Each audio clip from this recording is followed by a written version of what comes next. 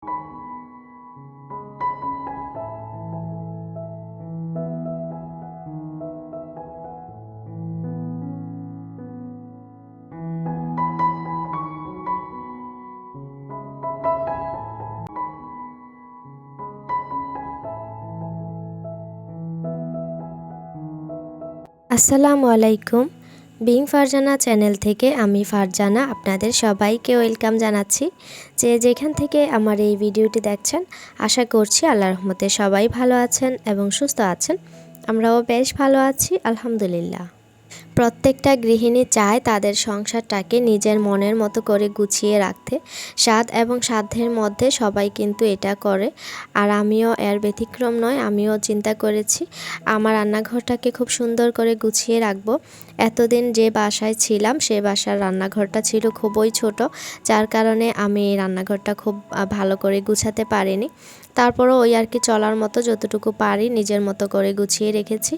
তো রান্নাঘরটা আজকে গুছাবো, আর সেই সাথে আপনাদের কাছেও শেয়ার করব কিভাবে গুছিয়েছি। আশা করছি পুরো ভিডিওটা আপনার কাছে ভালো লাগবে। সবার প্রথমে আমি রান্নাঘরে পর্দা টানানোর জন্য ব্যবস্থা করছি, আর এই জন্য রান্নাঘর থেকে সমস্ত জিনিসপত্র সরিয়ে নিয়েছিলাম। নেওয়ার পরে ওয়ালে কিছু ড্রিল করেছি, যে কারণে পর্দার যেই হ্যাঙ্গার এগুলো যেন লাগাতে পারি। আর এর ফলে দেখা গিয়েছে আমি যে সমস্ত জিনিসগুলো সরিয়ে নেইনি তার উপরে প্রচণ্ড পরিমাণে ধুলা পড়েছে, আর ব্লেন্ডারটা দেখেই বুঝতে পারছেন। তো এগুলো কাজগুলো শেষ করে যখন একটু হাঁপিয়ে উঠেছি, দুই বোন মিলে কফি বানিয়ে খেয়েছি। আর এই কফিটা কিন্তু আমার বোন বানিয়ে দিয়েছে। মাশাআল্লাহ, আমার কাছে ওর কফি খুবই ভালো লাগে। রান্নাঘর থেকে যে জিনিসগুলো আমি সরিয়ে রেখেছিলাম আপাতত সেই সমস্ত জিনিস রান্নাঘরে নিয়ে এখানে রেখে দিয়েছি, কেননা অন্যান্য রুমে এগুলো খুব বেশি হিবিজিবি লাগবে, যার কারণে হচ্ছে আমি আপাতত এনে এখানে রেখেছিলাম। আর এই আচারের বয়মগুলো আমি এর আগের দিন বানিয়েছিলাম, তবে সময়ের অভাবে আচারগুলো রাখা হয়নি, তাই এগুলোকে আমি আপাতত চোখের সামনেই রেখেছি। পরবর্তীতে দেখা যাবে কোথায় রাখি। আমাদের সংসারে বাড়তি কাজের পাশাপাশি রান্নাবান্না, খাওয়া দাওয়া, বাচ্চাদের পড়াশোনা সেসব তো চলেই। তো এগুলো শেষ করার পরে আমরা আমাদের শখের জিনিসটুকু বা শখের কাজটুকু করে থাকি। আর আমি চাই না আমার শখের কাজের জন্য আমার বাচ্চাদের কোনো প্রকারে অসুবিধে হোক, তাদের কোনো একটা রুটিন মিস হয়ে যাক। তবুও দেখা যায় যে একটু এদিক সেদিক হয়ে যায় আর কি। তবে খুব বেশি সময়ের পার্থক্য হয় না, হয়তো আধা ঘন্টা আগ পরে হয়, তবে কোনো কাজই কিন্তু বাদ রাখি না। রান্নাঘর গুছালে তো হবে না, সাথে পেটে কিছু দিতেও হবে। তো এখানে আমি নাস্তা বানিয়ে নিচ্ছিলাম। আর এই সিজনে আসলে আমি প্রায় সময় চেষ্টা করি আগে থেকে কিছু নাস্তা রেডি করে রাখার, যাতে করে খুব সহজেই যখন মন চায় নাস্তাটা নামিয়ে খেতে পারি। তো এই কারণে আমি কিছু চিকেন মোমো বানিয়ে রেখেছিলাম, আর এগুলো এখন একটু রেডি করে নিচ্ছি।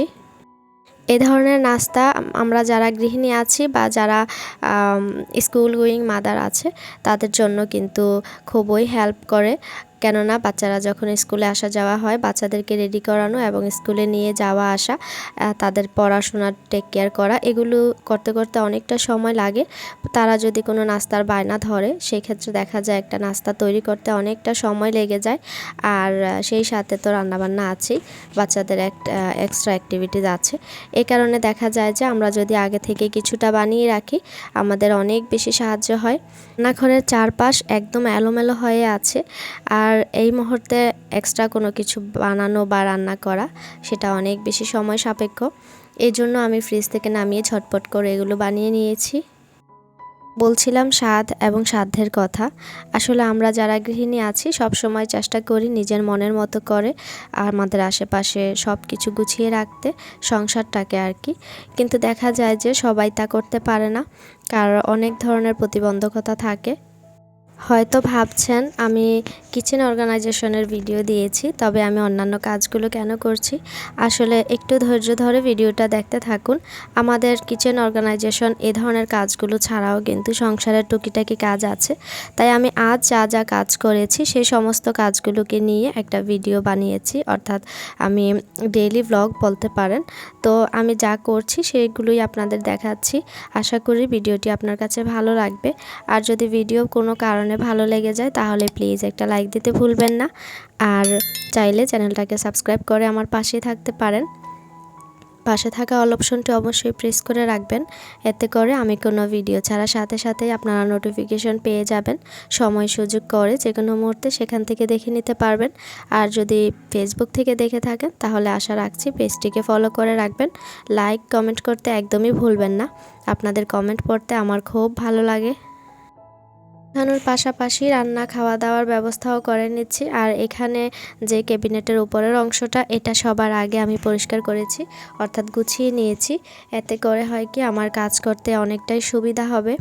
আসলে রান্না করে গুছানোর সময় দেখা যায় যে প্রত্যেকটা জিনিস একসাথে এলোমেলো করে ফেললে একদম মানে নাজেহাল অবস্থা হয়ে যায়। সে কারণে আমি একটা একটা অংশ করে গুছিয়েছি। তারপরে পরবর্তী যে অংশটা ওই অংশের ওপরে যে জিনিসপত্র ছিল এগুলো আবার জায়গা মতো রেখে তারপরে আমি এভাবে করে গুছিয়েছি।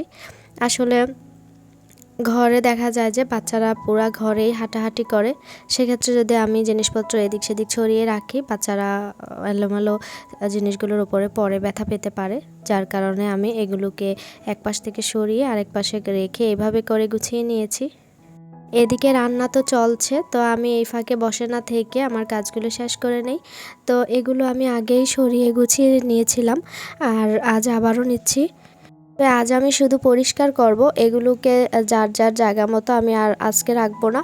কারণ বাজার করার পরে যখন যেটা সামনে পড়েছে খালি পড়েছে সেখানেই কিন্তু রেখে দিয়েছি। এই যে ধরুন না, সাবানের সাথে আমি এখানে যে পাস্তা আছে এগুলো রেখেছি। তবে আমি সময় সুযোগ করে আলাদা করব। আজকে আপাতত এই জায়গাটুকু আমি ক্লিয়ার করতে পেরেছি। এবার আপনাদেরকে ফাইনাল দেখাচ্ছি যে এই জায়গাটা কেমন হয়েছে একটু গুছানোর পরে। উপরের এই যেই তাকটা আছে এটা কিন্তু আমার আগেই ছিল। আর পাশের যেই কাঠের যেই র্যাক সেটা আমি অনলাইন থেকে অর্ডার করে নিয়েছি দারাজ থেকে। খুবই কম প্রাইসের মধ্যে আমার কাছে খুব ভালো লেগেছে। এখানে যে ঝুড়িগুলো দেখতে পাচ্ছেন এগুলো আমি 100 টাকা করে নিয়েছি। আমার ইচ্ছে ছিল যদি আরও পেতাম তাহলে নিয়ে নিতাম, শুধু 2টা পেয়েছি। এখন হয়তো অ্যাভেলেবেল। তা আমি যখন নিয়েছিলাম তখন আমার খুব একটা চোখে পড়েনি, অল্প 1-2টাই শুধু দেখেছিলাম। একটা দোকানে খুঁজেছি কিন্তু পাইনি। এই ঝুড়িগুলো এখানে রাখার একটা সুবিধা আছে। দেখতে পাচ্ছেন সব কিছু আমি আগে সরিয়ে নিয়েছি। এবার এই জায়গাটাকে খুব ভালো করে ক্লিন করে নিচ্ছি। আহামরি কিছু করা তো আমার জন্য সম্ভব না, তবে যেগুলো আছে সেগুলো একটু এদিক সেদিক করে ধুয়ে মুছে পরিষ্কার করে নিজের সুবিধা মতো গুছিয়ে নিচ্ছি। তো দেখতে পাচ্ছেন এগুলোকে পরিষ্কার করে নিয়েছি। আর এরকম ঝুড়িতে যেগুলো রাখার সেগুলো রেখে নিয়েছি। এখানে যে ফাঁকা জায়গাটা আছে এই জায়গাটা কিন্তু আমি কোনো কিছু দিয়ে ফিল আপ করবো না, এটা ফাঁকাই থাকবে। কেননা দেখতেই পাচ্ছেন আমি যখন ঝুড়িটা থেকে জিনিস নিব তখন যেন এটাকে খুব ইজিলি মুভ করা যায়, এজন্য আমি সামনের জায়গাটুকু ফাঁকা রাখবো। আর এই তো যেই সব জিনিসগুলো একটু কম প্রয়োজন হয়, অর্থাৎ প্রতিদিন লাগে না তবে মাঝে মাঝে লাগে, এগুলোই আমি এখানে রেখে দিয়েছি। আর এই মোবাইলের যে বক্সটা দেখতে পাচ্ছেন এটা ফেলে দেওয়ার জিনিস, তবে আমি এখানে রেখে দিয়েছি। কেননা কিছু কিছু বয়াম দেখা যায় যে সবগুলো একসাথে মানে সমান হওয়ার কারণে পেছনে কি আছে দেখা যায় না, সে কারণে একটু উঁচা হওয়ার জন্য এই ব্যবস্থা। আসলে ভালো লাগা, সুখ, শান্তি এগুলো আছে আমাদের নিজের কাছে, নিজের মনের ব্যাপার। আপনি যেগুলোতে ভালো মনে করেন বা স্বাচ্ছন্দ্য বোধ করেন, আমি মনে করি এটাই আসলে সুখ। সুখ ধরা ছোঁয়া যায় না, আবার টাকা পয়সা দিয়েও হয় না। আনন্দ, সুখ এগুলো হচ্ছে মনের কাছে। আপনার মনকে যতটা শান্ত রাখবেন, খুশি থাকবে, আমি মনে করি সেইটুকুই হচ্ছে আপনার সুখ। আসলে টাকা পয়সা দিয়ে আরাম পাওয়া যায় কিন্তু সুখ পাওয়া যায় না। আর আরাম হচ্ছে ক্ষণিকের, আর সুখ হচ্ছে মানুষের মনের ব্যাপার। এটা আপনি চাইলে দুঃখের মধ্যেও সুখী থাকতে পারেন, মনকে ফ্রেশ রাখতে পারেন। এই তো এখানে পর্দাটা লাগানোর পরে ফাইনাল লুক দেখাচ্ছি। আশা করছি আপনাদের কাছে ভালো লেগেছে, আমার কাছেও ভীষণ ভালো লেগেছে। আর পর্দা দেওয়ার একটাই কারণ, সেটা হচ্ছে এখানে অনেক বেশি ধুলাবালি আর হচ্ছে রান্নাঘরে যেই তেল চিটচিটে ভাব সেটা আসে, এর কারণে আমি এখানে পর্দা দিয়েছি। কারণ প্রতিদিন ধোয়া মোছা করা সম্ভব না। আর এখানে যেহেতু ছোট ছোট অনেকগুলো বয়াম আছে খোলা, এই জন্য আরও বেশি ঝামেলা। কাজের এক ফাঁকে এসে বাচ্চাদের জন্য বিছানাটা রেডি করে নিয়েছি আর ওদেরকে ঘুম পাড়িয়ে দিয়েছি। কেননা আমি চাই না আমার কোনো কাজের জন্য ওদের অসুবিধা হোক আর ওদের ঘুমানোর সময়টা একটু এদিক সেদিক হোক। এই কারণে ওদেরকে আগে ঘুম পাড়িয়ে দিয়েছি। এরপর রান্নাবান্না করেছি, এগুলো একটু রেডি করে নিচ্ছি খাওয়া দাওয়ার জন্য। আচ্ছা, এখানে পর্দা লাগানোর মেন উদ্দেশ্য হলো আমি যখন এই বাসায় আসি তখন কিন্তু ওনারা বাসায় আগের রং যেটা ছিল তাই রেখেছিল, রং করে দেয়নি, আর কোনো টাইলসও নেই, যে কারণে পরিষ্কার করাটা খুবই সমস্যা। এ কারণে আমি এখানে পর্দাটা লাগিয়েছি, দেখতেও ভালো লাগবে আর এগুলো একটু হাইট থাকবে। আজকের ভিডিওটি এই পর্যন্তই, আশা করছি আপনার কাছে ভালো লেগেছে। সবাই সুস্থ থাকুন, ভালো থাকুন, আল্লাহ হাফেজ।